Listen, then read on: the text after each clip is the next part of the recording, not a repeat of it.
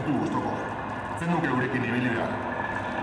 Neskekin, motibatzeko onduan ez dezulako da hori.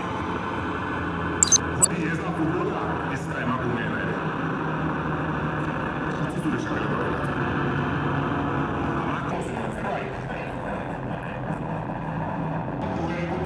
Gaur, hemen, ekintza aktivista bat egiten ari gara sortuko emakumeak. Leon horren, Pasaiako erailketa matxista salatzeko. Eta baita, indarkeria matxista errotik erauzi behar dugula aldarrikatzeko. 2003tik hona, 125 emakume eta 12 ume erail dituzte Euskal Herrian indarkeria matxistaren ondorioz.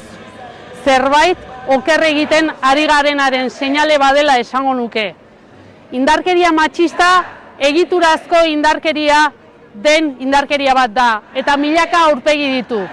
Milaka aurpegi horietako bakoitzak zapalkuntza sistema bera indartu eta elikatzen du, erreproduzitzen du.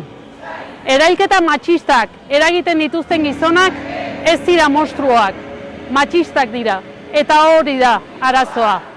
Egoera horren aurrean guztiok ez dugu erantzunkizun bera, baina uste dugu geure buruei galdera pare bat egiteko tenorean gaudela. Zer egin dugu? Zer egingo dugu?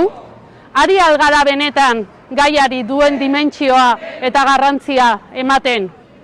Guk ez dugu erailketa matxista gehiagorik nahi, eta horretarako indarkeria matxistaren espresio guztiak erauzi behar ditugula badakigu.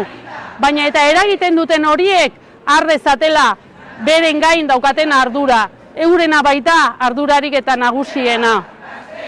Indarkeria matxista berezkoa ere ez da, ez gaitzatela engaina. Sortua da, eraikia, eta eraikia den modu berean deseraiki daiteke. Beraz, guztion esku dago bestelako errealitate bat eraikitzea. Eta guk sinisten dugu horretan.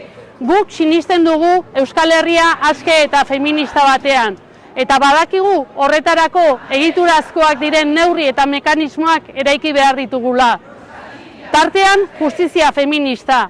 Eragindako minaren aitortza eta erreparazioa erdigunean jarriko duen justizia feminista. Har dezagun beraz elkarrekin, indarkeria matxistak elikatu eta erreproduzitzen dituzten jarrera guzti horiek erauzteko konpromiso individual eta kolektiboa.